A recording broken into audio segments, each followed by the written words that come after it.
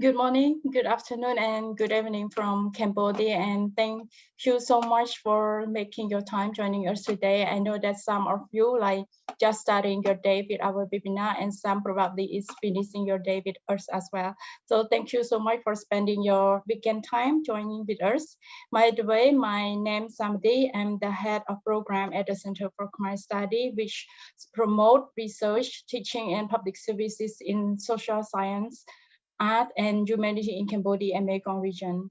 So our webinar today is the talk on the pre-printed book on peace and security in Indo-Pacific Asia in international relation perspective country, whose author is Dr. Sorpong Peou, who is going to come and give us the presentation about his book. And we will go deeper into the presentation with the discussion between Dr. Sorpong Peou with Dr. Kosopat, and the whole discussion will be moderated by our moderator, Dr. Sorpong Peou.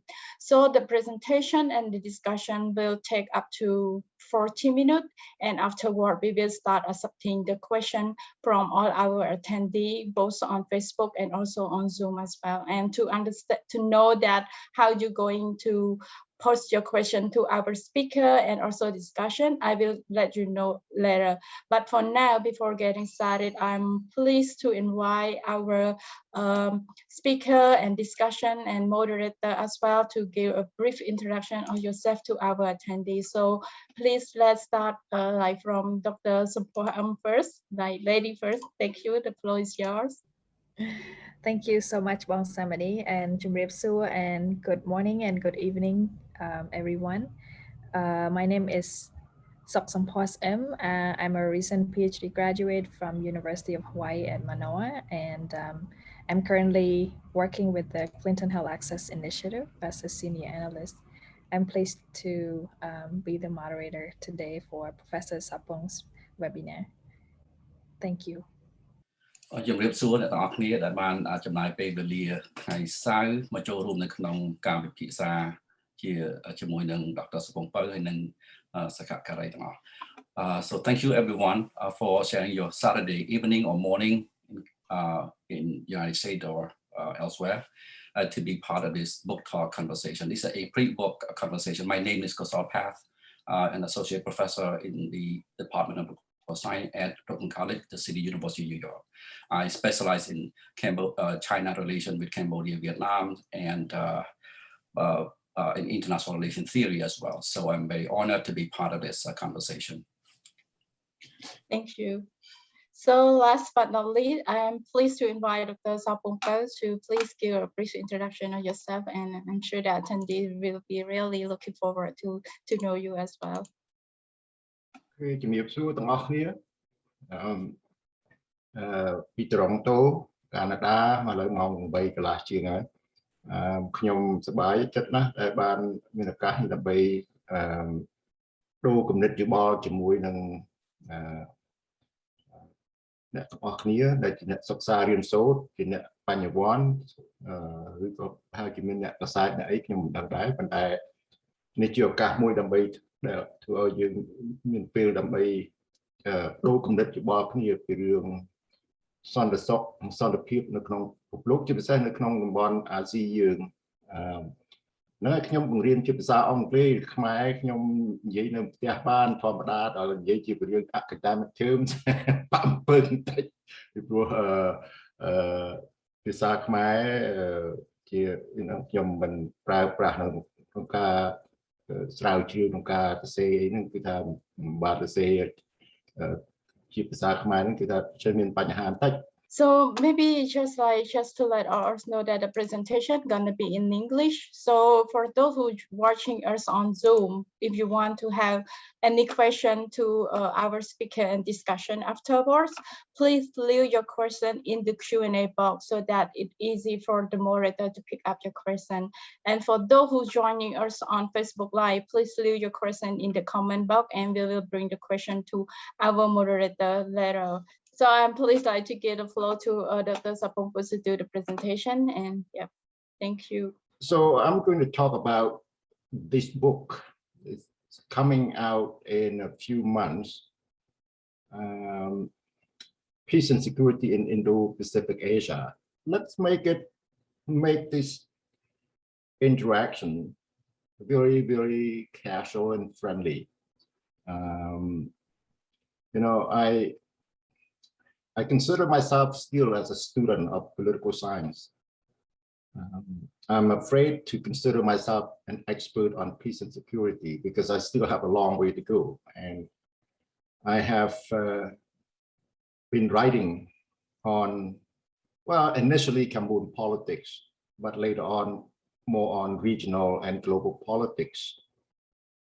So just to let you know my interest, research interest and teaching interest.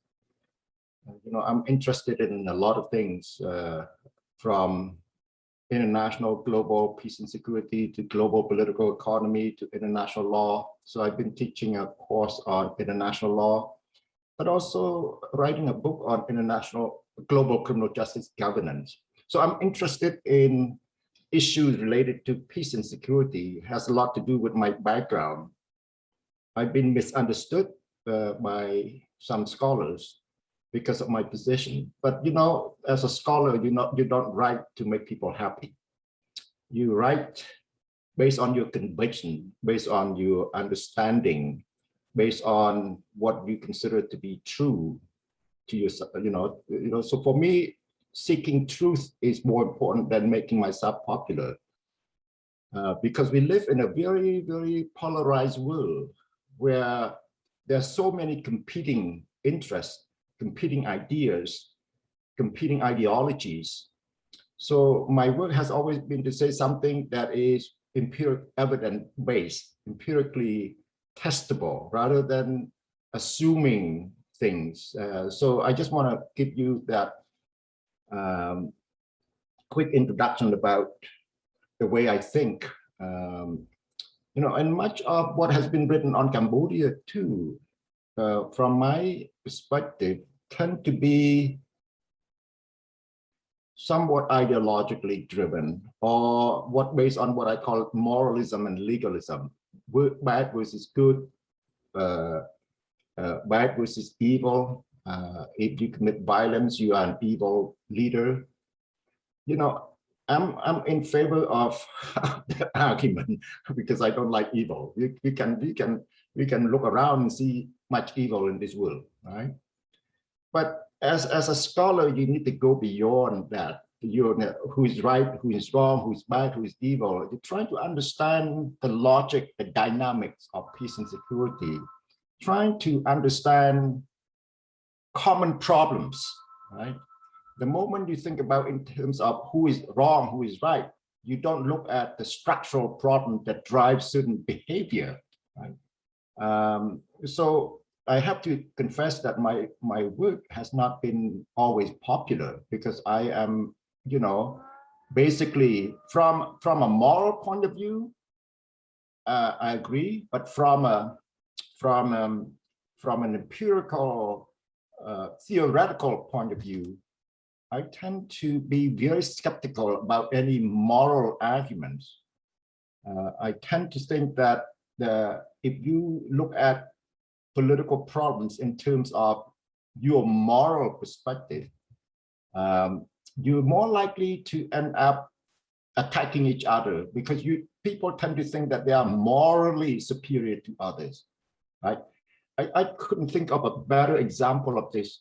Is the fact that when the Khmer Rouge came to power, they thought that they were morally superior. They were trying to build a more just and sustainable, fair, egalitarian society. That's kind of moral thinking, led to much destruction. So I'm a survivor of the Khmer Rouge killing field, as you probably know.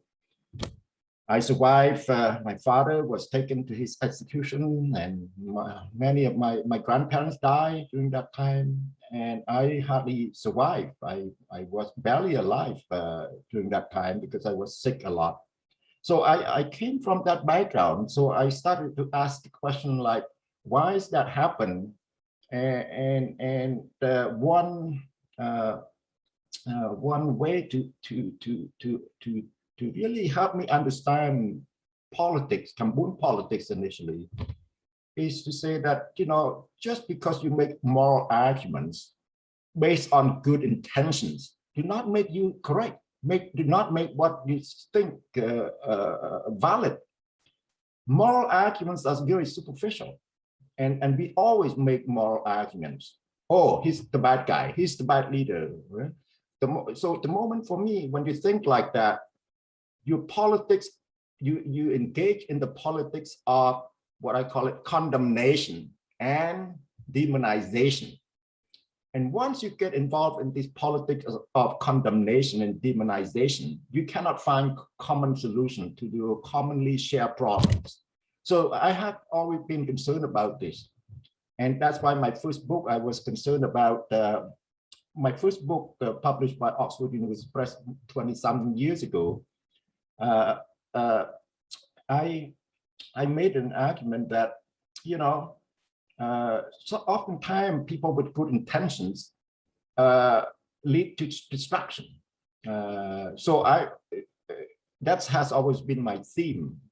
So I'm a critic of moralism and legalism because they are not very helpful. So today the discussion has a lot to do with the book that is coming out. And the purpose of my talk is to stimulate interest among students and scholars and anyone else interested in theoretical issues. And also encouraging debate on policy issues related to peace and security study.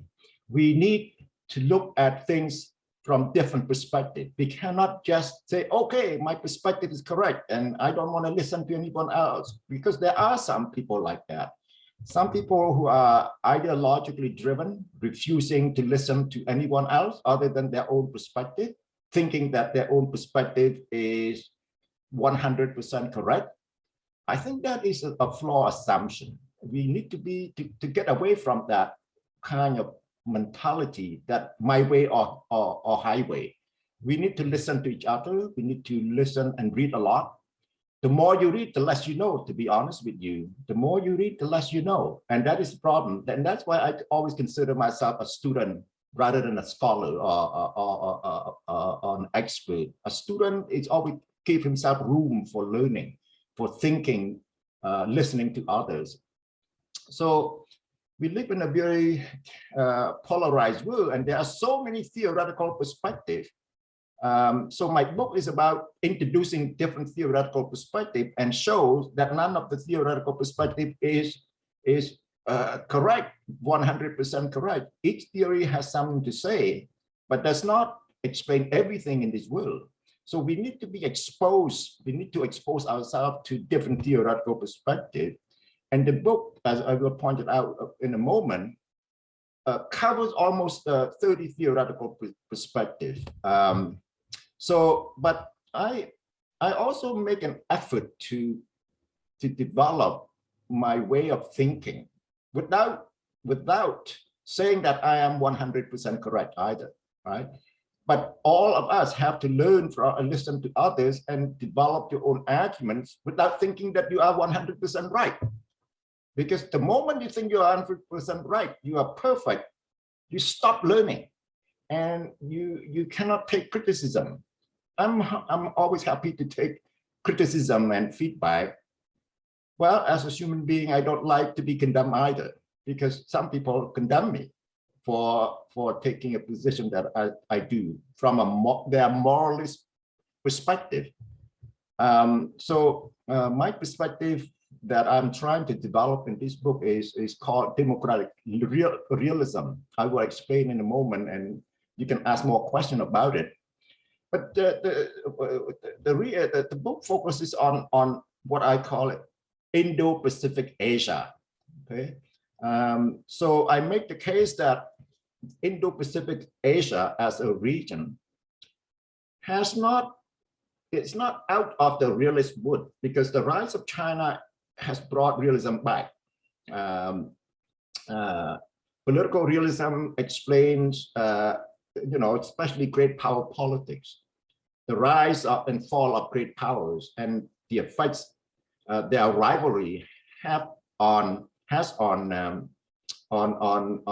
global, regional politics, local politics like Cambodia. Cambodia is a small country, so what happens outside in the region and in the world tend to have a lot of ripple effects on Cambodia. So it's important that Cambodian scholars need to understand world and regional politics. Otherwise, we keep tearing each other to pieces. So, you know, the concept of peace and security are highly contested. What do you mean by peace? We all talk about peace, right? We all want peace, you know, but very oftentimes peace is a problem. Peace causes conflict. The idea of peace can be a problem. Everybody wants peace, but how do you get there? What do you mean by peace? How do you get there? And that's when controversy comes in and people fight each other over this thing, right? How to define peace. And generally, peace is defined in negative and positive terms. The absence of war, the absence of injustice, the absence of justice, or the presence of structural violence. Peace, positive peace. You know, I was president of Science for Peace at the University of Toronto, based at the University of Toronto. I can tell you that we all love peace. Every member love peace, but they fight each other like crazy. I'm sorry to say this, but I hope you delete this when you edit my talk, because I was president of Science for Peace, but people disagree on how to achieve peace. Just like Cambodians, we all want peace, but we fight each other, right? So we need to step back and think about what we want and whether we can agree on the term and how we can achieve what we all want, right? Even security is a concept that is highly contested. What is security, right? I wrote a book that was published in 2014 on human security studies. Well, you know, people come up with different concepts of security, right? National security, international security, collective security, common security, comprehensive security, cooperative security, global security, human security, just to name a few. Right? So how do you achieve security if you have different ways of looking at it? And even people, proponents of human security, disagree with each other, fight each other, and attack each other. So, you know, that's human nature. We just like to fight sometimes, most of the time. And that's something that we need to be careful. The field of international relations is huge, and scholars disagree, right? Here in the book, I introduced a number of what I call theoretical traditions. It should be here. It should be tradition, not perspective, right? Because tradition is a framework that has evolved over time for a long time. But within each tradition, there are different perspectives. Scholars who belong to realism or liberalism or pacifism or Marxism or feminism or transnationalism, within each tradition, there are different perspectives and people disagree, right? All the time. Realism, you would think that realists would agree on a lot of things. No, realists don't agree on a lot of things. You have, in my book, we discuss classical realism, neoclassical realism, offensive realism, defensive realism, as well as realist institutionalism, right? So people disagree all the time. That's, in a way, it's good that we disagree, right? But as long as we disagree without being disagreeable, and if we disagree as scholars in a constructive, productive way, learning from each other, I think it's good to disagree. But it's not good when disagreement leads to personal attack or lead to condemnation or things like that. So the book introduces more than almost 30 theoretical perspectives within these six theoretical traditions. It's useful to be aware of what people have written on this so that we can develop our thinking in a more sophisticated way. And from my perspective, my ultimate goal about when I write something is to make sure that people say, well, no argument is perfect. You can debate and listen to each other and learn from each other and disagree you know, in a humble way. For me, one of my virtues that I always embrace is humility. You know, I remember one of my distant relatives told me, why you study political science? I know all about politics. I don't have to study political science. I understand politics. And my reaction was, wow, he knows everything about politics without going to school or learn anything. In fact, the more you learn, the less you know, to be honest with you. And that is the problem. The less you just look at the world that is so complex, that is so polarized, and you realize that, my goodness, what is the way out? How could we work together to find common solution? So the bottom line for me is that you know, when we talk about peace and security, we have to understand that no theory can explain everything about peace and security. Realism is making a comeback, but it's far from dominant because there are other theoretical ways of looking at peace and security in Indo-Pacific Asia. So again, we need to really read as much as you can, learn as much as you can. You know, I love to read. I wish I had a few different brains and different heads so I can learn different things all the time. But of course, I have to know my limitations as a human being. But you know, but another concern that I have is that when I write this book is that every argument people make has to be put under empirical historical scrutiny. You just cannot make up things and without being subject to empirical testing. So for me, evidence is so important. Logical thinking is very important, but evidence is also important. And yet we know that when we talk about empirical validation, how to validate your own argument based on evidence, you get into trouble because people come up with different sources of evidence, different types of evidence to prove something, right? So we also need to learn about methods of analysis and using different types of evidence to prove your point. But even that, you know, as a student of political science, I would always say this, that your ideas must be subject to empirical and historical scrutiny and be willing to say I'm wrong, right? Be willing to say that, you know, my arguments are shaky, are not strong, are not solid, are not, you know, can be false, right? So it's important to understand when you write something, when you make an argument and you say that, you know, new empirical evidence prove that you're wrong, you have to be willing to make changes. You have to be willing to refine, reform, and things like that. So, you know, one of the things that political scientists do is to engage in the process of falsification. Here. Falsification meaning that this is a scientific method. That is, when you make an argument, when you are proven to be wrong, you accept it. You don't say, well, you know, I'm still right, right? So if you say all swans are black, well, are white, all swans are white. That's logical because I've never seen a black swan. But what happened if you see a black swan, right?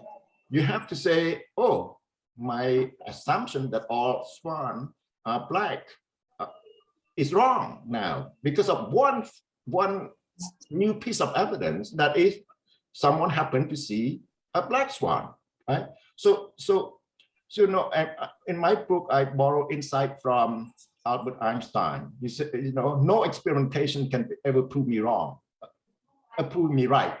But one bad experimentation that proved me wrong is good enough to say that I'm not right. So So empirically, we need to be aware of this. But much of the work on Cambodia tend to be either, for me, from my reading, not Cambodian scholar, I haven't read a lot of what Cambodian scholars have written, but Western scholars, they tend to be quite empirically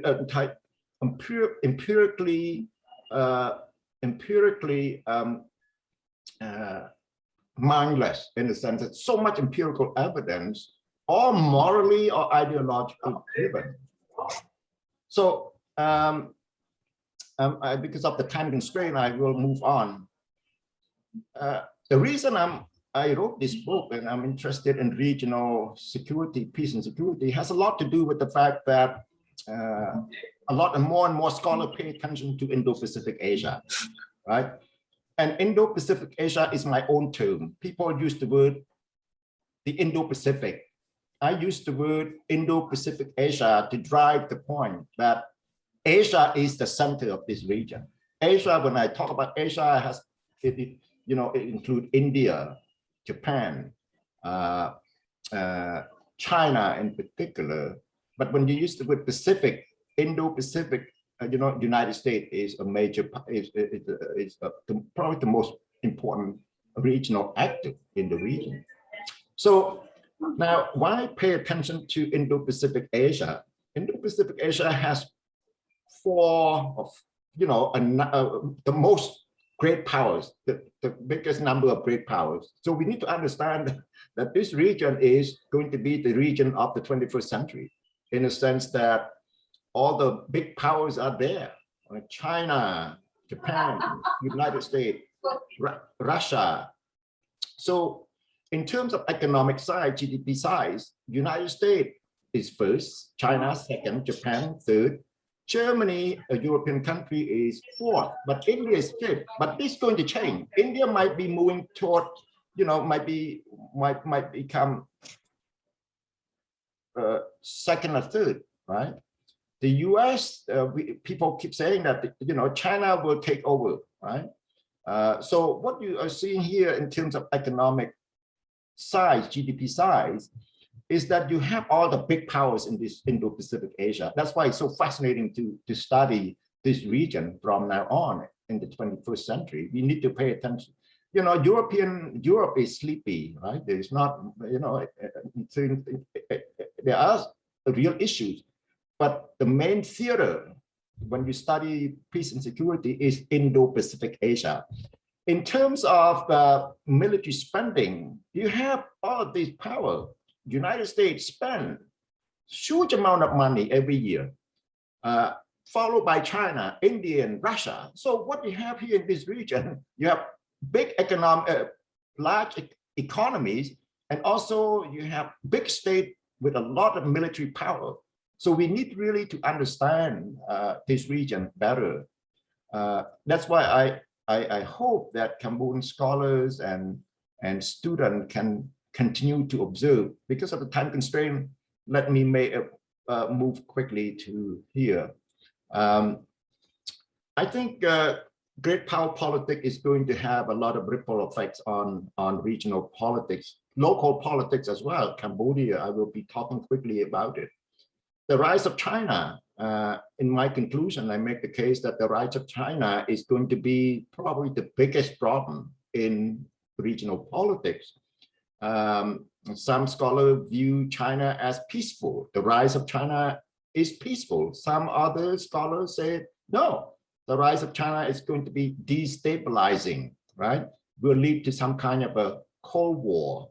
Now, I think, yeah, the likelihood of Indo-Pacific Asia moving toward a new Cold War is very, very strong, right? Because great power politics tend to be nasty. Great power politics tend to be destabilizing and often resulted in war, major war. So we need to pay attention to the rise of China. Now, my idea of democratic realism has a lot to do with realism, but it's different from realism because of its democratic aspect of it. And I make the case that if there is a Cold War between China and others, United States in particular, it's going to be a Cold War somewhat similar to the old Cold War that ended in the late 1980s. But I'm not a realist in the sense that the Cold War, the past Cold War, was one fought between dictatorships and democracy, right? And throughout history, oftentimes democratic states have gone to war against dictatorships. My book, I discussed ancient Greece, for instance. Sparta and Athens went to war. You know, Athens was a democracy. Sparta was a military dictatorship, right? So my book try to make clear that democratic realism is different from political realism, because political realism does not distinguish regime types, democracy versus dictatorship. Political realism tends to assume that all states behave alike. State pursue power or security and things like that. And I discussed this extensively in my book. Offensive realists, think that state maximize power. Defensive realism tend to say that state maximize security and all of that stuff. But I make a distinction between how democratic states behave and how undemocratic states behave. They behave somewhat differently. It does not mean that democracy are all peace-loving, that they never go to war. It simply means that democratic states tend to go to war against dictatorship, especially dictatorship that are rising, right?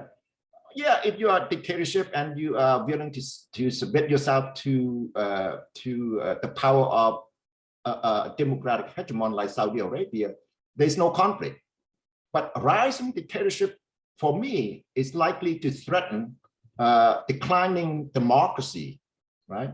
United States is declining, China as a dictatorship is rising. So you're going to end up having conflict, tension, and potentially war, although I don't think there will be a World War III, because World War III will not break out because the two great powers or superpowers are nuclear powers. And nuclear powers, despite their problems, tend to prevent states from going to war against each other, hot war, right? And so I don't see any prospect for World War III in Indo-Pacific Asia. But what I see is that there is a balance of power emerging between democratic states, a group of democratic states. That's why here, my book, I asked my designer to put different colors for different countries, right? I don't want to say that the map is perfect. No, I'm just saying the cover highlights my way of thinking. And that is what you have here is you have a rising power, China, right? It's a socialist. It's debatable whether China is a communist state or a socialist state or authoritarian, but we all can agree that China is not a democracy. Russia is not a democracy, but at least China official ideology is communism, is Marxism, right? So red, and then other countries that are democratic are highlighted in blue. So what you see here, the rise of China, one power, and Russia is declining power. Russia is not it's a great power in a superficial way. Let me show you here.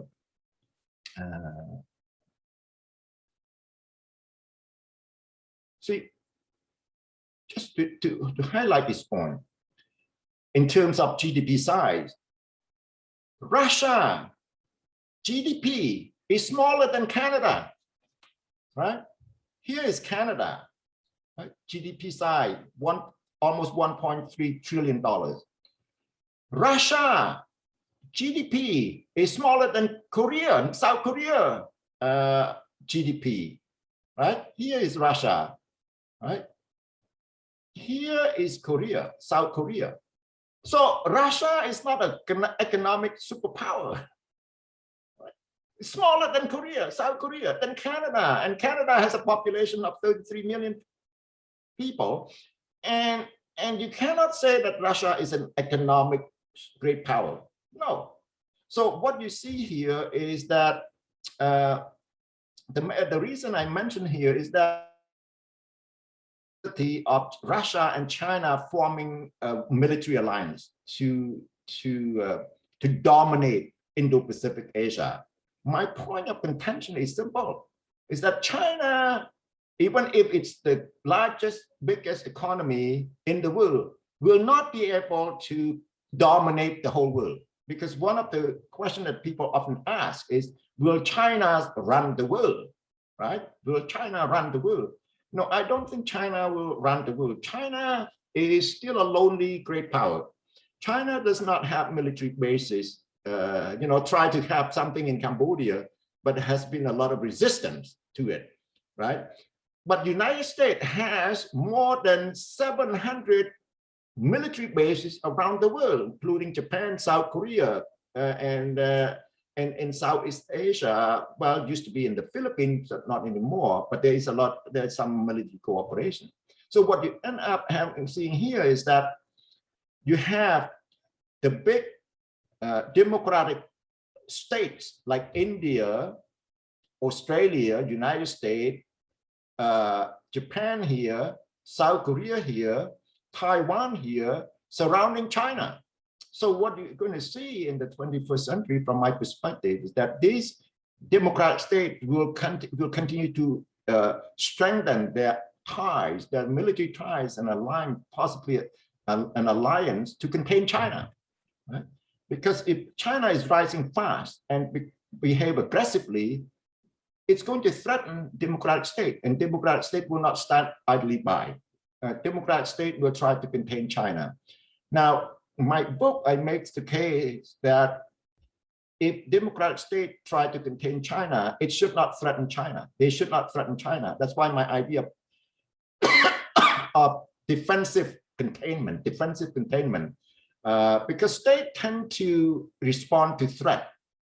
If you threaten China, China will behave even more aggressively. But we cannot. But democratic states will not let China throw its weight around, meaning bully others. For some scholars, China has become the big bully in this region. I don't quite see it that way. I think that China is rising, but feeling very insecure. An insecure state tend to be aggressive and prone to, rock the boat. So we can discuss this more later. And I'm going to conclude my talk now because I think I'm saying too much already. So my book makes the case for defensive containment, not deterrence here, right? Deterrence tend to, is a policy instrument to threaten a state by destroying that state, right? Destroying that state or completely wiping out that enemy, right? I don't think that deterrence is a good strategy. And I think that containment is a better strategy because, and especially defensive containment without being offensive or aggressive, like the way NATO approached the Russian border in Ukraine and Georgia and all of that stuff.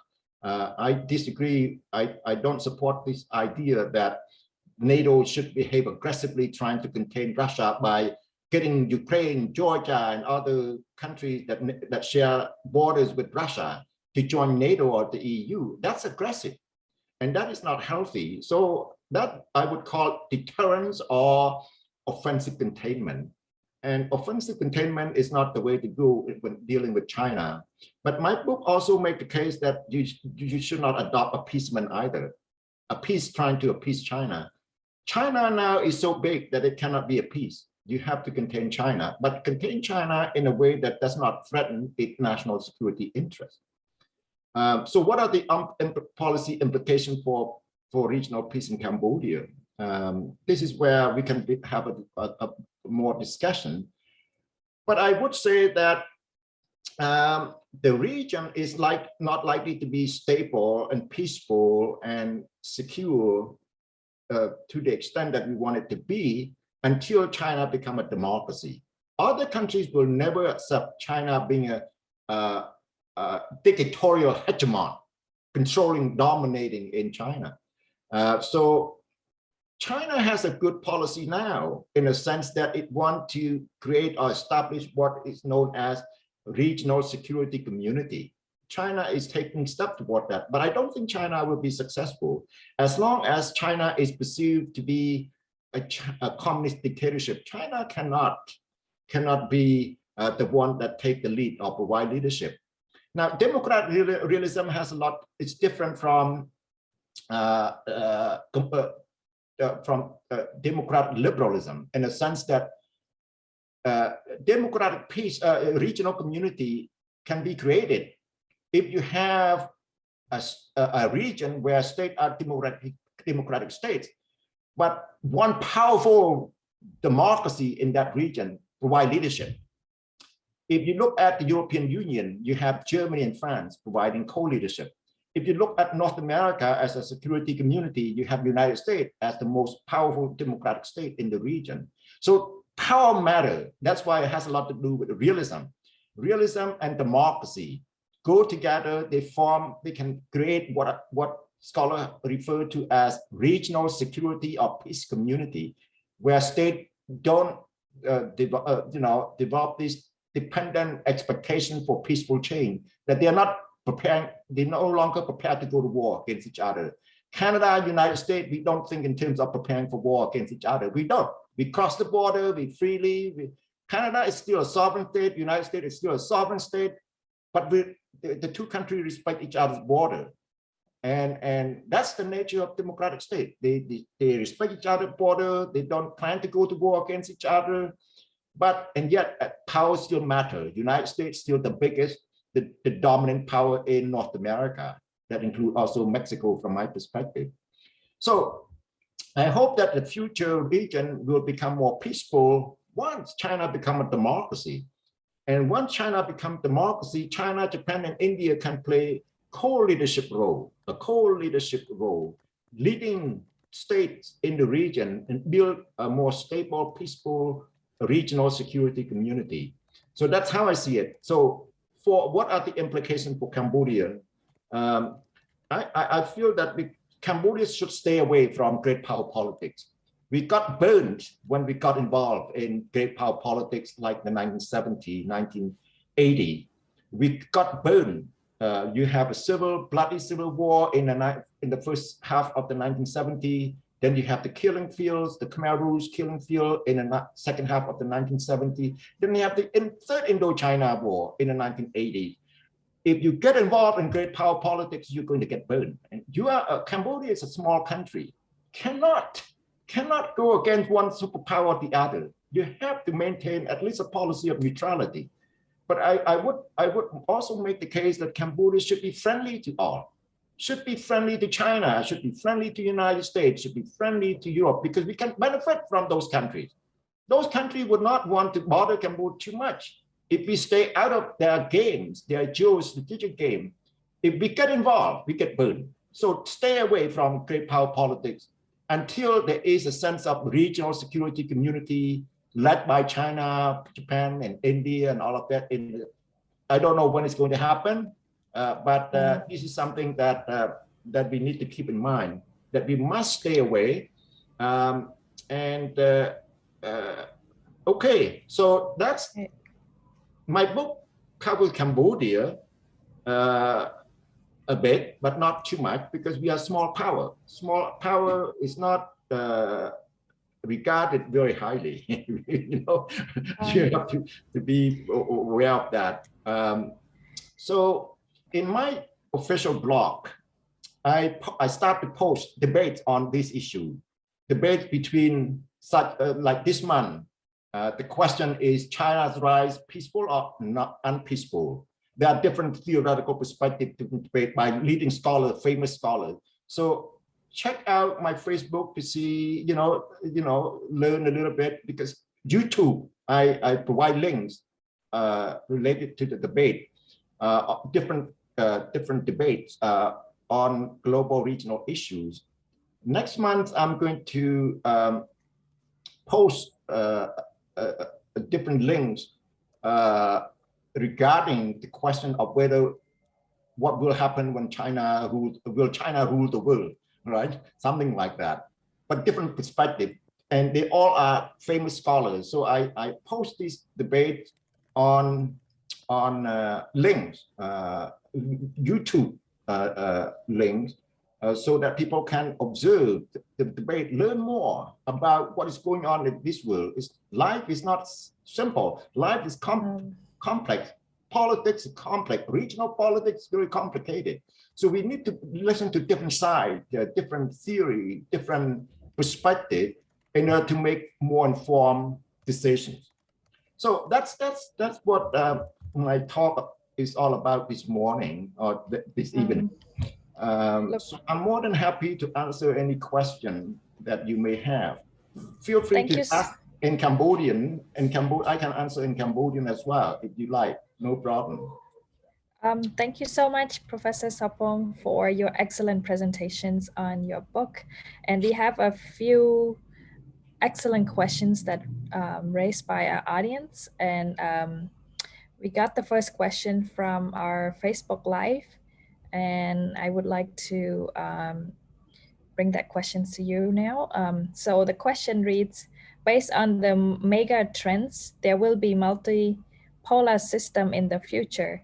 In your perspective, do you think that the rise of other great power would ensure peace and security or cause more conflict and threaten to peace and security in Indo-Pacific? As I said already, great power politics can be very nasty.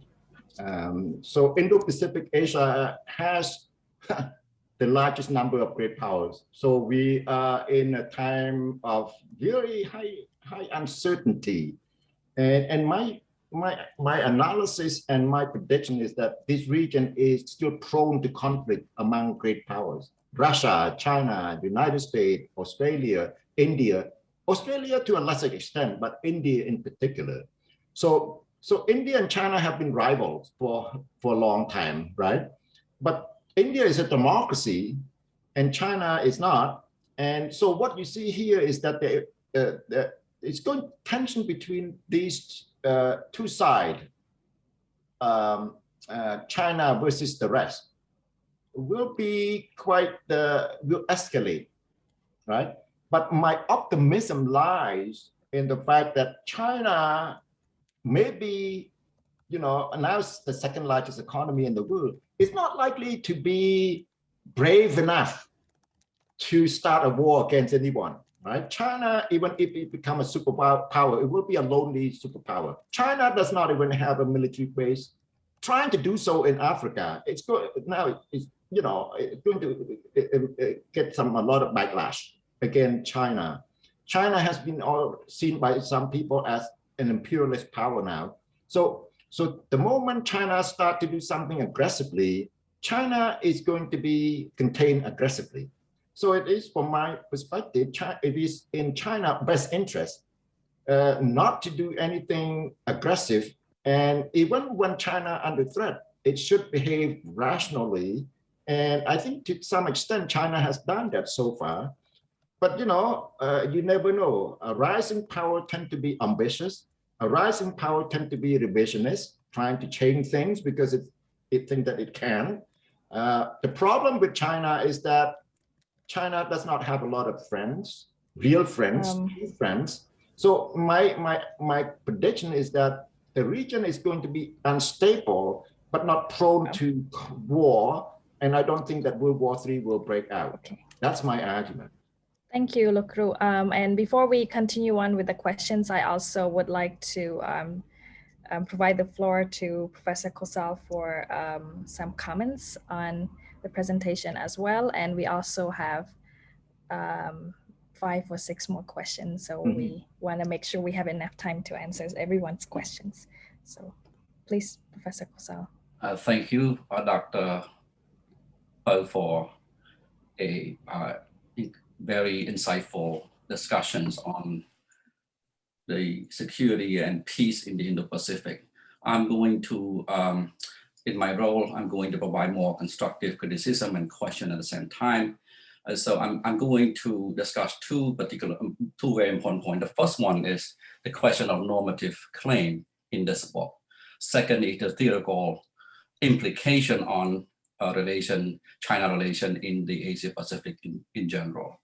So on the normative claims, I want to be clear. So I have not read the book because the book is forthcoming. I read the conclusion, but from the presentation, it becomes quite clear to me is that you tend to draw on a kind of, you're trying to, in this book, you're trying to sort of provide a new perspective. And that is the democratic realism. We'll come back to that question in a minute.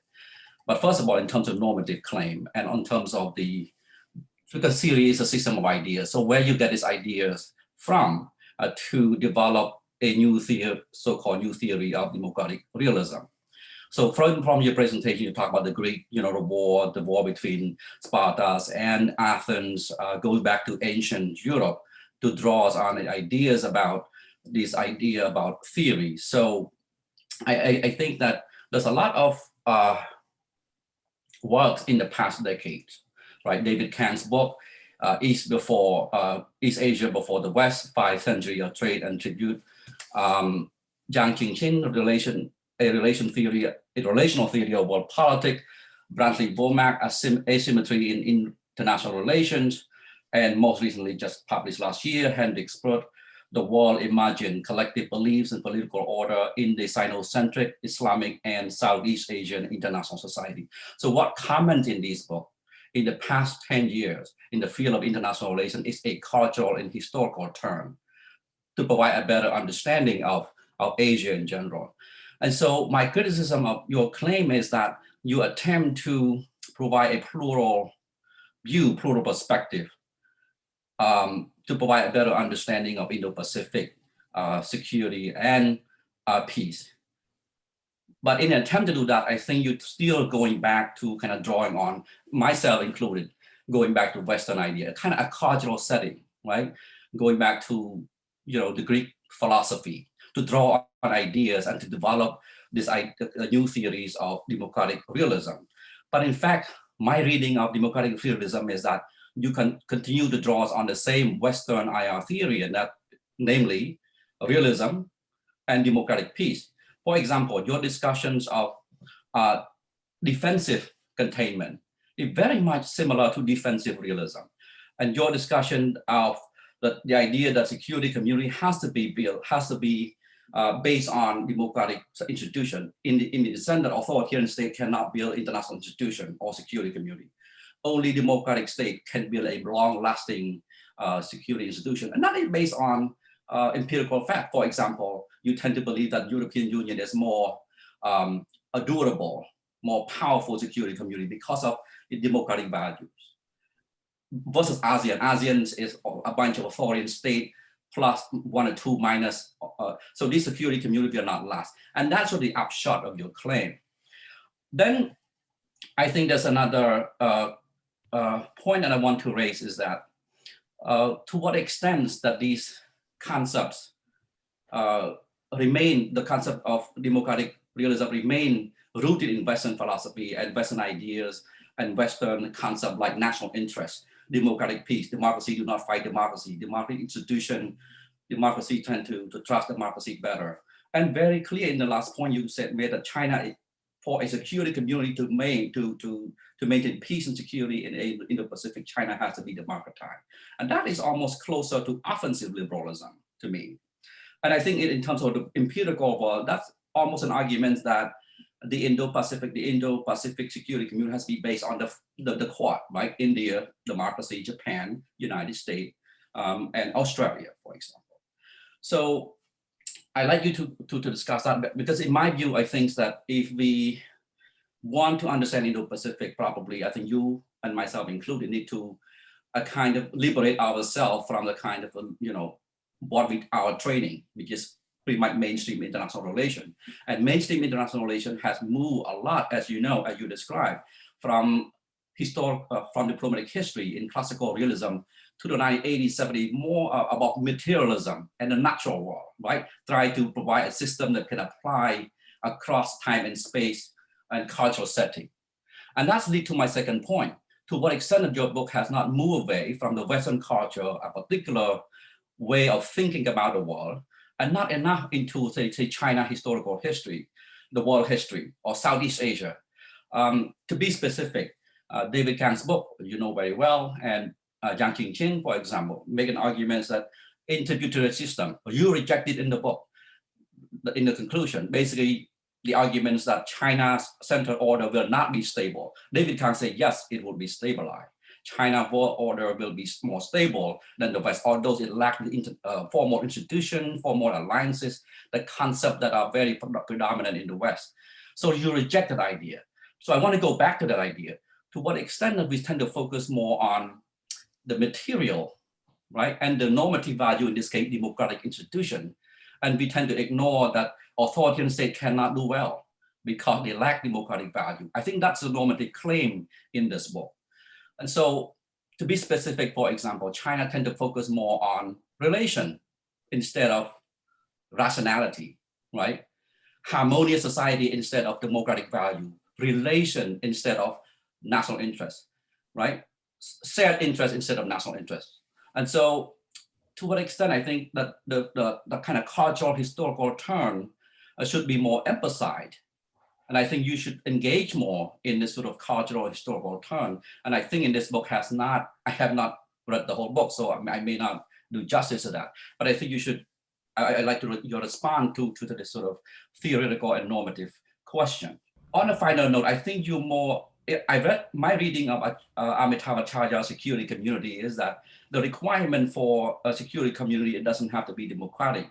Basically, the sort of collective identity, the shared history, shared value, and that to that extent, Southeast Asia had a shared anti-colonial values. It doesn't have to be democratic, but it has something to build a community out of. It doesn't have to be democratic values as the European community. So I'd like you to respond to Amitabh Acharya's argument about that issue as well. So given the interest of time, I have a lot of questions. So I think my final note is that to what extent we should learn from Asia, Southeast Asia, to what extent we should learn from East Asia, right? Southeast Asia, for example, there's a common shared ideas of social political order. For example, the idea of building large infrastructure, right? Title of,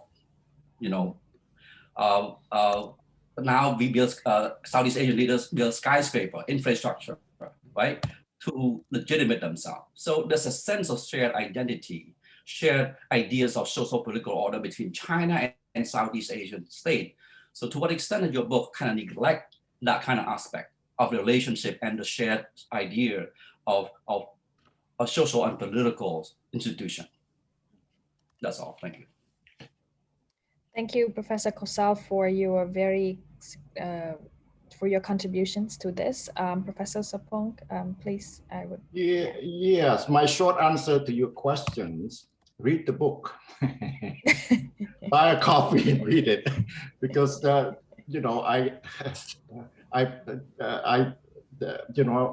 deal with all of the issues that you have raised.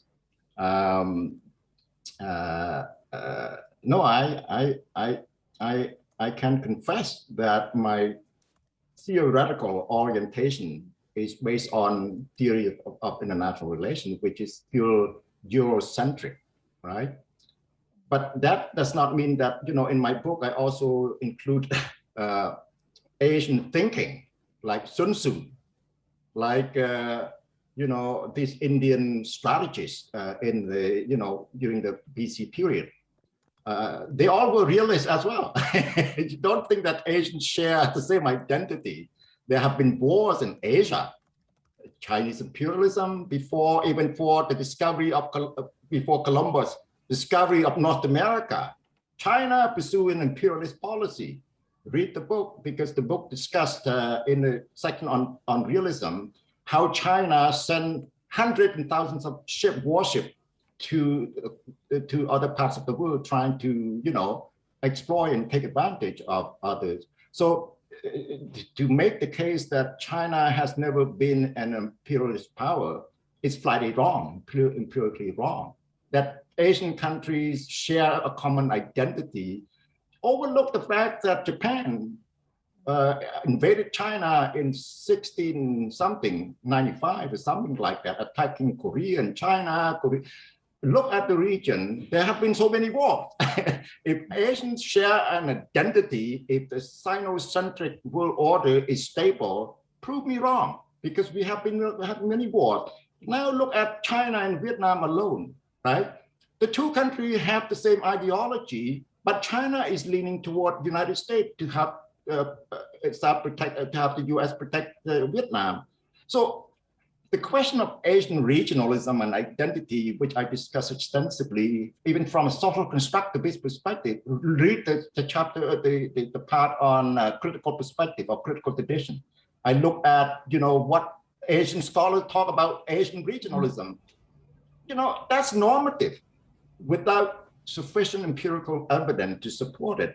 Even among ASEAN countries, talking about regional identity, I don't see it, right? Between Cambodia and Vietnam, between Cambodia and Thailand and Singapore and the rest. Yes, ASEAN has made some progress. The book makes it clear. Amitabh is my colleague. So I have a lot of discussion with Amitabh, and I review his book work in my book as well. So I am very familiar with Amitabh Acharya.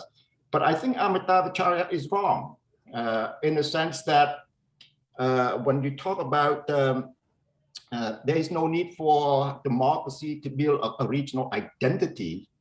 Look at Southeast Asia. ASEAN is ideologically diverse, culturally diverse, and there is no sense of identity the way that ASEAN leaders portray. ASEAN as a family. I don't think Cambodians see ASEAN as a family. I don't think Cambodians see Vietnam as a family member. Most Cambodian people are afraid of Vietnam. I would say that's a security issue, right? Vietnam don't share common interests with China either, in spite of their ideological affinities. They just don't, right? Why is it if you have a common, why you engage United States in the region? Why is it Vietnam moved to the United States, some kind of a security tie with United States, if that is the case? Now, what we have here empirically is that the EU has been considered a regional community, and North America is also considered a regional community. But my argument makes it clear that the EU model is not applicable to Asian countries, simply because I think the EU model is a bit too ambitious. And that's why what you see in what happens in the EU is Brexit is a good example, right? Now, Britain got out of the EU, right? But I don't think that Britain is now prepared for war against EU members, right? So what you see here in my book, I make a distinction between amalgamated security community and pluralistic security community. North America is a model for a pluralistic community. We don't need to integrate politically. We can maintain sovereignty, but because of the democratic system based on transparency, accountability, and things like that, states tend to trust each other more because you don't know what's happening in China, right? Because it's a closed system, it's a dictatorship. You don't know. So democratic states don't trust a system that it's a rising power, but we don't know what's going on inside the Chinese policy decision-making circle. So in that sense, it's very, very difficult for democratic state to trust a rising dictatorship. I can keep going on because I'm a bit on it. So yeah. I think I superficially answered the question. I have a follow-up question. Yeah. And thank you, Dr. Peou, for your answer to my question, especially on the normative and theoretical question. Now I want to ask more for the practical and policy relevant questions, right?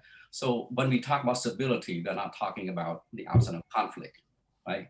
So so the way I look at Asia today is that China or many Southeast Asian countries are not looking into, you correctly point out, and I agree with you, is that not looking to sort of Europeans, security community like NATO or European Union. I think that's very a far-fetched ambition, but I think they're looking into a different models of stable relationship. And so I think that's a fundamental question. How can we build, because the subject of your book, peace and security, right? So to what extent are you willing to accept that the premise that China view Asia in terms of relationship, in shared interest instead of national interest, relationship instead of a kind of state as a unit, a democratic value, as you argue in the book. So for example, Cambodia and China relations. So let me hypothesize a bit. It is not this is asymmetrical relation. China's very, very powerful. Cambodia, the entire Cambodia is not equal to one city in China. I've been to China many times, so I know what I'm talking about. So it's asymmetrical relation, and yet still can be stable because Cambodia is willing to accept China as the leader in this sort of hierarchical order, right? And there's they're not talking about democratic value, they share authoritarian value. So my argument to you is, can you talk more about authoritarian realism? What does that look like? Because your theory is democratic realism. What if I propose an authoritarian realism? Why authoritarian realism fail? It doesn't work. A specific example, with China, I studied Vietnam-China relation. China always used informal relation.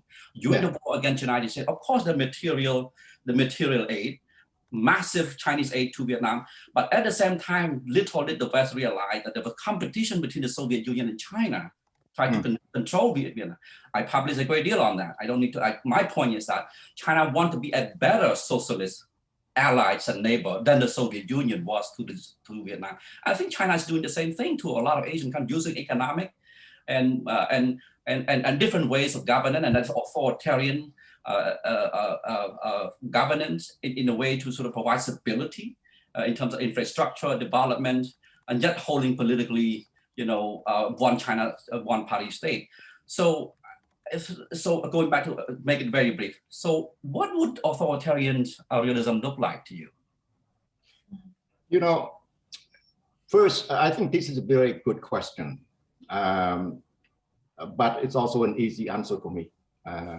Simply because when you talk about authoritarian community, right, you have no empirical base for that. Right, what you have seen is an attempt by state in the region to do something about it, right? In other words, is an aspiration rather than something that is empirically testable, right?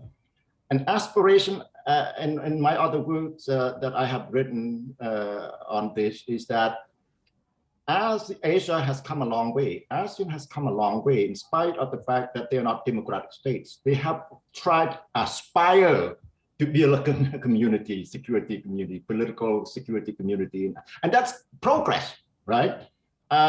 Cambodia, I wrote a book chapter on the ASEAN aspiration to build a security community, in the sense that former enemies, former foes become friends, right? So in that sense, formally, what you have in ASEAN is that it's an association as a community, but it's still not what I would refer to as mature security community. Amitav talked about nascent security community just emerging, struggling to put everything together. And if you compare in institutional terms to the EU, ASEAN spends so little on the ASEAN Secretariat, right? Just a few, the size of the population is the same, right? 500 million plus, right? And yet, in terms of institutional maturity, it's not there, right? Yes, you have summits, yes, you have ASEAN official meeting and things like that. Yes, you have all this stuff. But if you look at ASEAN Secretariat, it's not really institutionalized, right? So in that sense, it's a community that is stable, and I bless it for that. I think it's good that countries do that. I think it's good. Sometimes I say this too much, that people say to me that I'm pro-Vietnamese, right? Because I talk about community with Vietnam and all of that. I'm accused of being a pro-Vietnam kind of scholar. I'm not pro-Vietnam, I'm pro-Cambodian, okay? So I make that clear. But perfect. The sentiment is not widely shared that the ASEAN members are really tight security members. We are not. We pursue our different ends, different policy goals. The level of economic integration within ASEAN is shallow rather than economic intra-region integration, extra-regional integration. ASEAN do business with outside power. So ASEAN as a security community is still young, but it will never develop stronger from my perspective unless more countries become democratically stable. And then you will build more institutions, and then it will be stronger.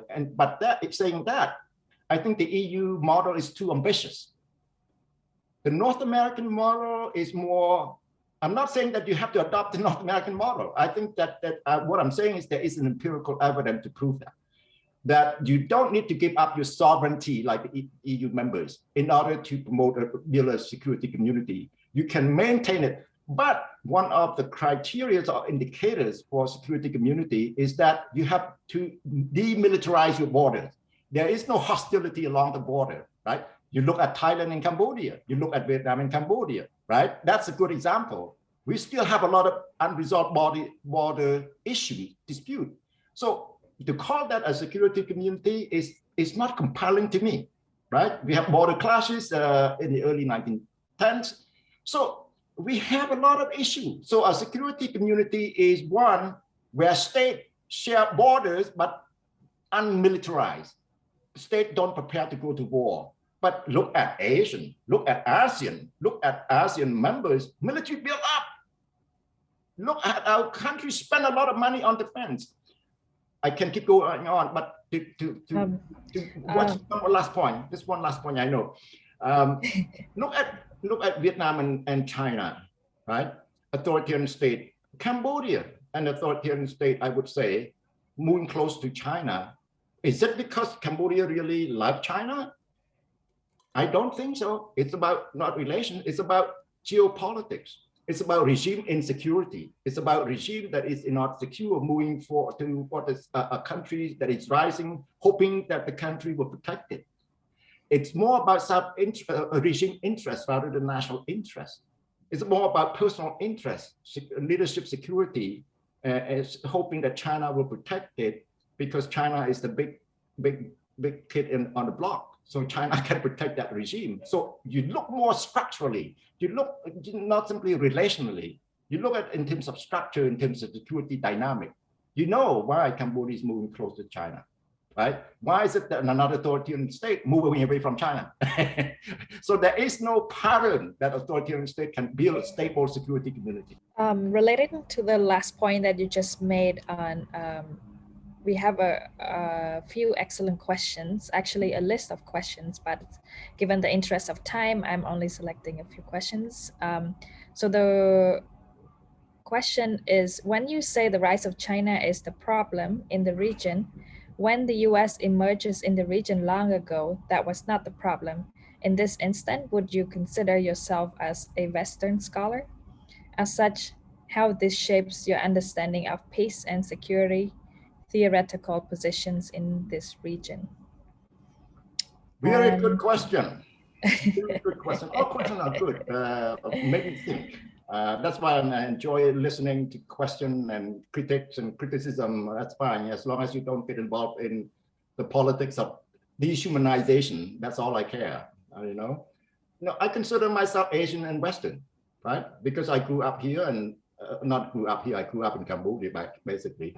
But also I went to school here. I learned about Western theory, and Western theory is, to me, is not perfect either. And that's what I've been saying. And I try to incorporate Asian ideas. But we should not fool ourselves by thinking that the Asian way is better than the Western way. I think we have to be careful. That's what I mean by thinking that you are superior to others, right? But we have to draw a lesson from historical events. You know, I always say that when I go back to Asia, to Cambodia, to travel in Asia, I feel more at home. So in that sense, yes, in terms of cultural affinity in terms of personal relations and things like that, I feel more at home in Asia, right?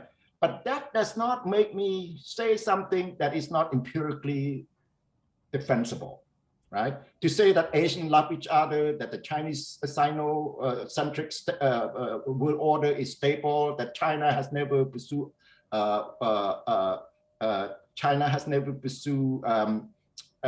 expansionist policy. Look, how did China become an empire in the first place? You know, my book discusses China imperialism, right?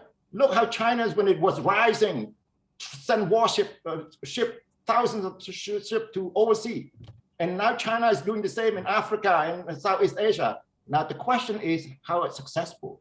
That's the question, not because of what China wants to do, right? So in that sense, you know, I'm both. I'm Asian and Western. I want to see the two worlds. That's why my idea of security community is once China become a democratic leader, it can build a peaceful region. I'm not anti-China, right? I'm not anti-China at all. I think I want to see China as a leader in the region. But my question and my response to that has a lot to do with empirical assumption, with an assumption that democratic state will not allow China to be the dominant power when it's still a dictatorship. That's almost a fact that democratic state like the United States defeated Germany, defeated Japan, would never allow a dictatorship to be the dominant power. And that historical evidence. China, United States defeated the Soviet Union. It's debatable whether the United States defeated the Soviet Union, but the United States would not accept the Soviet Union as the world hegemon either. Eventually, the Soviet Union went down, right? China learned from that lesson and walked very carefully, right? So I give China credit for that. But a rising power tends to be tempted by its own ambition to do something irrationally, especially when insecure. When an insecure power, when a powerful state feels insecure, it tends to be threatening to others to protect itself, right? That's why my idea of containment, defensive containment, not deterrence, is what supported that, you know, behavioral pattern is what to say that this is a behavioral pattern. Do not assume that China is an offensive rising power. China may be a defensive rising power. So defensive containment is good enough. So again, we have another questions that also related to the last point you just made on defensive containment. The question is, you said the West, especially the US, should not contain China by conducting aggressive methods. What would be your suggestion to the West on how to contain China in a proper and better way? You know, the US should be careful by not adopting what NATO did in along the borders of Russia. That's what I'm against. If you read my conclusion, I'm against the idea of NATO expansionism as well, because NATO has been quite aggressive along the Russian borders. I don't think, that's what I call it, offensive containment, but I did not elaborate. In my book, I discuss it, how NATO provoked Russia, right? I discussed it in my conclusion. So I think defensive containment simply meaning that, you know, continue to do business with China, continue to, but make sure that the democratic state have a stronger ties, right? I don't need to tell the US. I think the US has done it. The only thing I will tell the US is not to adopt a policy of deterrence. Deterrence is based on nuclear balance of terror, to threaten China, to annihilate China, to wipe China from the map of the earth. That kind of strategy will not work because, you know, first, at the moment you adopt that kind of deterrence, Asian countries may react negatively to the US, and it's not in the best interest of the United States to do that kind of stuff. But to make sure that when China become aggressive, democratic can speak with one voice and say, stop it. And when they talk about containment, it's not military only. It's about economic, it's about political, because democratic states are political system. They're political, they can, I think they have a higher degree of mutual trust among themselves. So in that sense, defensive containment is military, economic, political, and social, right? Engagement is, there is room for engagement. There is always engagement among democratic states, you know? So I'm eclectic and pluralistic from a theoretical standpoint that way. So I'm not anti-Asia. I'm not pro-Western. I just feel that in the future, the prospect of regional peace in the region is bright, still bright in the coming, maybe not the next decade, but in the future when China becomes a democracy. You know, if China wants to be the leader of the world, China has to become a democracy. No country, no democratic state will accept China. The dictatorship does not have a lot of friends. And when they have a lot of friends, they cannot maintain military alliances. Look at the Soviet Union, gone. And then look at Warsaw Pact, gone. But look at NATO, still there, right? So the dictatorship don't trust each other. Look at the Soviet Union and China. Look at Vietnam and the Soviet Union. Look at Cambodia under Pol Pot and look at Cambodia under Pol Pot in Vietnam. Socialist dictatorship, undemocratic state don't trust each other. They have a history of mutual hostility and war. Look at the border war between the Soviet Union and China in the late 1960s. Look at, you know, after the moment Vietnam was reunified, they turned against each other. Vietnam turned against China. Cambodia turns against Vietnam. What historical evidence to show that dictatorship can build a security community? Look at the Gulf region. Look at the Middle East. Look at Africa. The European Union only in name, right? So what I'm saying here is that, you know, I'm not anti this or anti that. I am pro-peace. I think because I'm a professor of peace, I'm pro-peace. But we have to understand the reality of world politics. And whatever you say, it has to be backed by empirical evidence, and not based on assumptions that cannot be testable. I've been asked to make brief conclusions. My observation of the book. Again, you know, I will not do justice because the book is forthcoming. So when it become available, I will read the whole book, and I'm more than happy to provide more comments, and maybe we can have a hour-long conversation between. Yeah, we can. This should be a continuing, right. You know, exchange of ideas. But I'm going to say this. I would say that this book provide a very insightful contribution. I think it's new. The idea, the concept of democratic realism that Professor Peou has proposed, I think is very unique, very interesting when it applied to the Asia-Pacific peace and security. That said, I remain a critic of this idea because I think it remains, because this concept draws on democratic peace, essentially draw on democratic peace theory and defensive realism.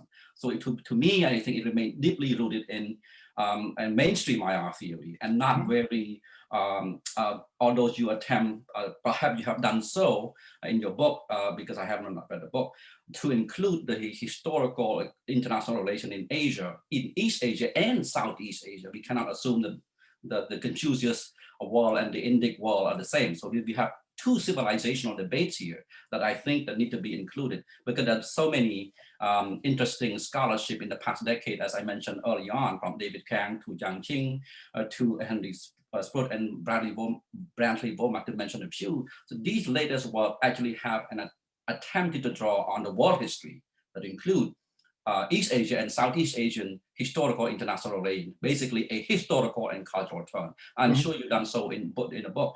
So that I think there's a lot more to learn from Asia in that sense, but not having to give up. It's not an either or. Whether you apply Western IR theory or you embrace Chinese way IR theory. No, it's not. My point is that we should learn more. I think there should be a hybridization in a sense. Look at the limits of Western IR theory, but I think draw more from the historical international relations in East Asia. I just want to quickly mention on the specific policy. For example, I mentioned stability doesn't mean that it's an equate stability with absence of conflict. Of course, for example, Vietnam, you mentioned Vietnam-China relation. In the past, for stable relation, yes, the 7 expedition that China had to send to suppress the Vietnamese. Of course, I studied that history. but also a long period of stable relation between Vietnam and China. I'm not saying the absence of conflict, no, not at all. But a stable relation based on tribute. The Vietnamese send tribute to China, accept China as a central piece. But when the Vietnamese fail to send tribute to the Chinese emperor, the Chinese emperor was sent to suppress. So that's my point. The stability, it does not mean that the absence of conflict. There was conflict. So the relationship can be stable in a hierarchical relation. So I think we should take hierarchical relations seriously. At least acknowledge that it happened in the past. It may not happen now or to the present. We don't know. The future, it hasn't been written. China is rising now, but most of the empirical experience we have is a long time ago, before colonial Europeans colonialism in Asia. So I think that the jury is still out there, in my view. Yeah. No, it's a very good point. I take it seriously, but at the same time, you cannot do history to always explain everything. Right. My work also has a lot to do with democratic realism, has a lot to do with leadership, right? So in that sense, it's hierarchical, right? But the Chinese tributary system did not last either, right? If it's stable, it should last until now, but it has not. But recently, you can also show that recent history proved otherwise. That other countries rebel. I mean, look at even the neighboring countries, even North Korea. You think that North Korea is the best ally of China? Not yet. I don't see enough evidence to prove that. So, you know, some Victor Cha that I read is that, you know, like, you know, Asian will more or less move toward China because of cultural affinity and things like that. But I just don't see any evidence, really. It's just based on assumption based on old history that this is going to repeat. History will repeat itself. But recent events do not prove that, right? Is South Korea moving close to China? Is Japan moving close to China or balancing China? I mean, in my book, I discuss how Japan moved away from pacifism because of the China threat. So are you saying that the history is going to repeat itself in a modern international system? This is what we need to also think about. This is a modern international system where there is a hierarchical distribution of power.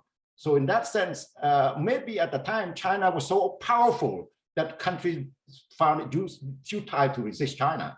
But now you have allies around the world. You have other countries, major powers, the system that make it difficult for China to repeat what it did in the past, right? So your argument is well put. When one power is so strong and the other countries are so weak that they're willing to submit to China. But now these countries have other alternatives. They have allies, they have US, they have other India, you have Australia, you have France, England. Why would they submit to China? So history does not repeat simply because of the distribution of power in the modern international system and alternatives that they have. Before, yeah, China was so powerful, all preponderant power, that submission is the way to go. Right? Even that there was resistance to it, right? Professor Sorpong, I know this is a very fruitful discussion, and we also have a lot of excellent questions. But given the interest of time, we are 5 minutes over time right now. So I would like to. I'm happy to go as long as you can go with me. I am fine. I enjoy this kind of discussion.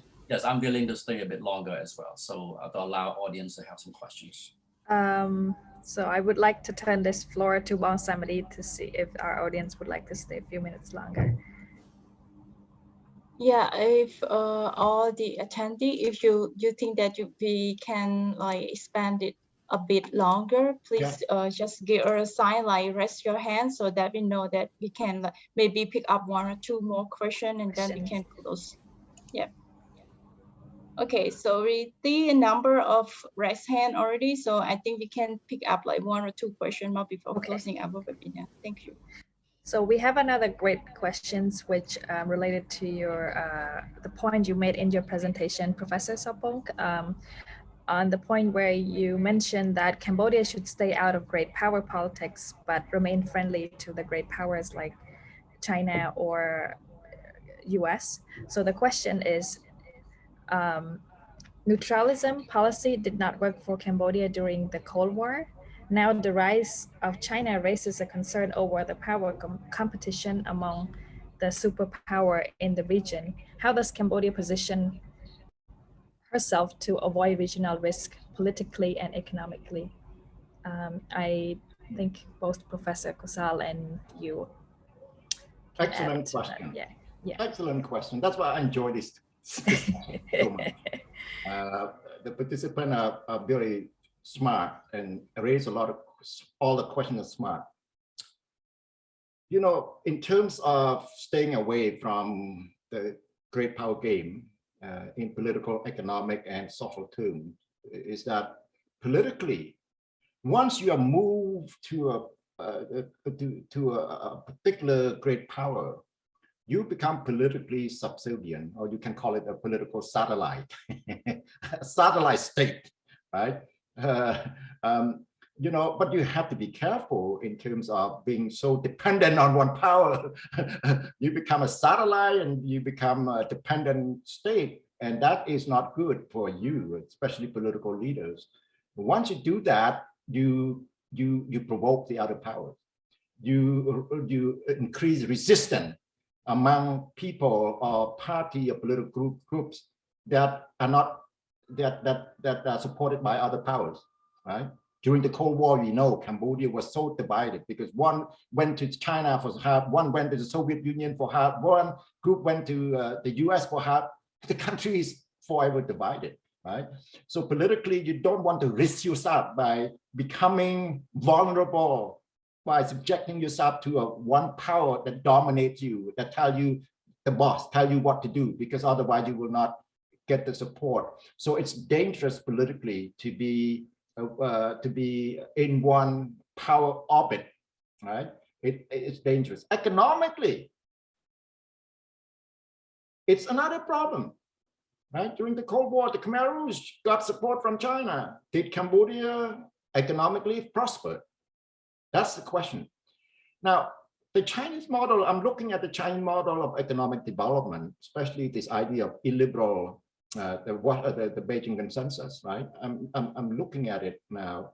You know, I have some serious question about it. Economically, Cambodia has done well because of economic aid and grants and things like that from China and other countries, but not only from China. Be careful about politically dependence, and yet economically also dependent. And yet, you know that Cambodia has benefited and prospered in recent decades simply because of relations with other countries as well, not from China only. It's from the EU, the European Union, from the United States. And you know, we have, based on my research a few years ago, we have trade deficit with China, but we have trade surpluses with the EU and United States. So do we want really to depend on China and stop being hostile to the United States and European Union? Economically, it's not wise. So, you know, you can't say that empirically countries that are allied with China prosper. Yes, they have prospered, but not China is not the only trade partner. It's not the only economic partner. They're smart enough to diversify their economic approach to, you know, Singapore. They've done a lot of business in China, but also business with the United States. Singapore prospered. Other Southeast Asian countries prosper simply because of, not because of China. And make sure that I'm reading now literature on Chinese economic interest in Africa. In fact, some African countries have their hand tied, right? If you cannot pay your loans, we're going to take some of your stuff. I don't want to talk about it at this point because I'm still reading it. But you know, you have to be careful. But the problem that I see in countries, small countries, that because of authoritarian nature, security comes first. And that's why moving to China allowed the Chinese to protect them. what I call regime security or personal security. Leaders that feel that are authoritarian tend to feel protected by a dictatorship, because democratic countries tend to attack and criticize human rights violations. Like the Philippines is a good example. The Philippines, Duterte, moved close to China because of his human rights record, right? It's not that moving to China make the Philippines prosper. It has a lot to do with regime security, right? And that's why when I say that the dictatorship or undemocratic regimes tend to be insecure, and sometimes when democratic regimes feel insecure, they behave irrationally. All they could think of is the politics of survival. That's what I've written about, the politics of survival. How do I survive today, right? They don't think about tomorrow, the day after. They think about how can I be secure today? And that means getting any power to back them up. And that's usually the case, that more often than not, it's a country like China that can protect them, right? Because China has been accused of human rights violation as well. So they help each other out in that sense. Now, so I see this as a problem, but I'm not anti-China. And I think dictatorship can also do a good job, like authoritarian regime can do some good work like ASEAN. And I consider ASEAN as a work in progress, okay? I consider ASEAN as a work of progress. I consider an immature security community, but it's a matter of degrees.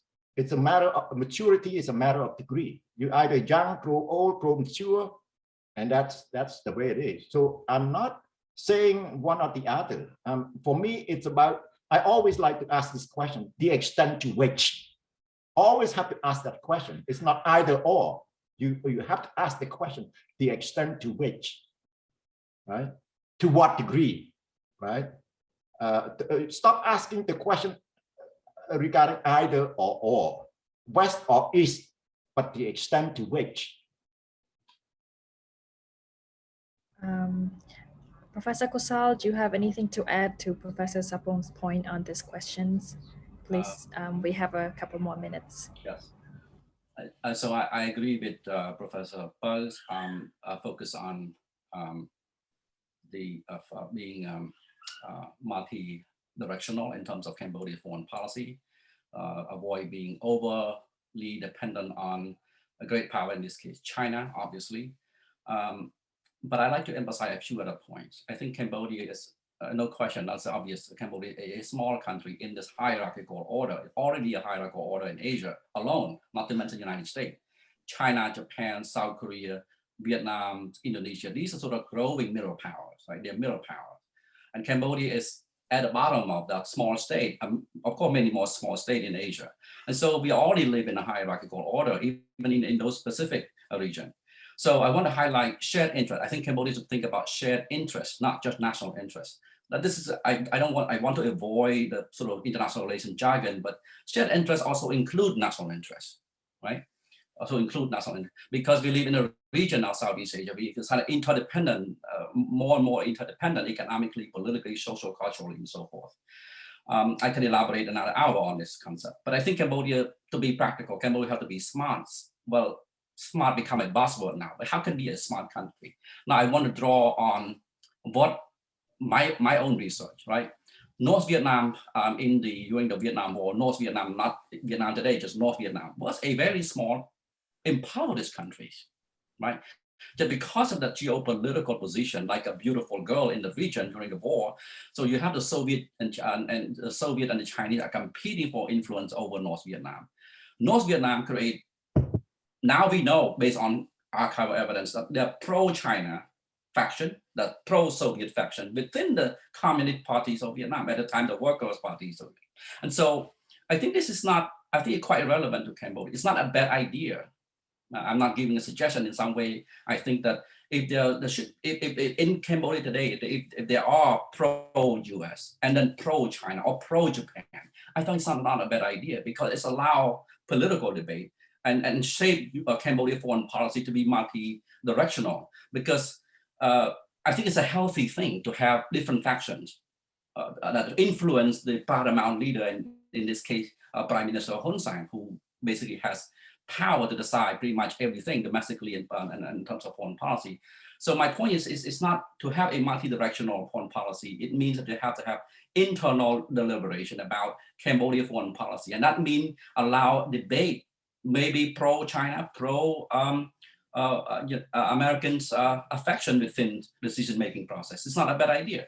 And I think it has to be flexible as well. Cambodia should see a relationship, not just sort of a zero-sum relations, alliance making, but more relationship. Cambodia can have a special relationship with China, right? A kind of layer relationship, different layers of relationship, special relationship with China, but at the same time maintain traditional tie with Vietnam, because no matter what, Vietnam is going to be a middle power by the next decade and will be overly militarized, right? Because of the conflict in the South China Sea. And it can drag Cambodia right into the conflict between Vietnam and China.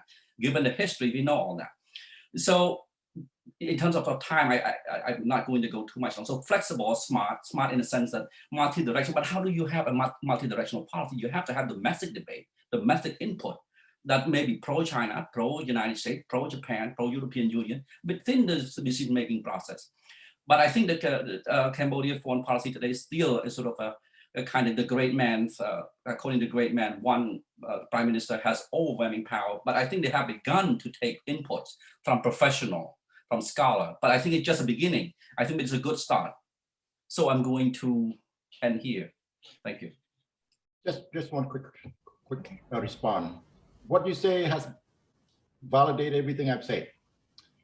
You cannot have a debate among different factions, and faction can be a curse or can be a blessing. But it can be a curse if it leads to tension and fighting. It can be a blessing if you can have a debate, and debate can take place only in a democracy. Really, you cannot have a dictatorship and have a debate, open debate. It doesn't work that way. That's what I've been saying all along. Is that democratic state can have debate and have discussion, not suppression. And that is not good, because I think it's important that Cambodia is a friend to China, China is a friend to Cambodia, US is a friend to Cambodia, the EU is a friend to Cambodia. That's what I've been saying, is that you have to stay away from the geostrategic great power game.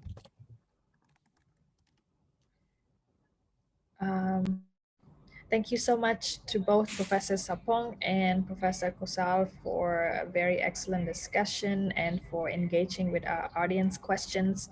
We have so many more questions to go, One but that is interesting is from Sorpong about pandemic. I can discuss that because my book discussed that a lot, extensively. Well, not extensively, but quite a bit on pandemics and and regional security.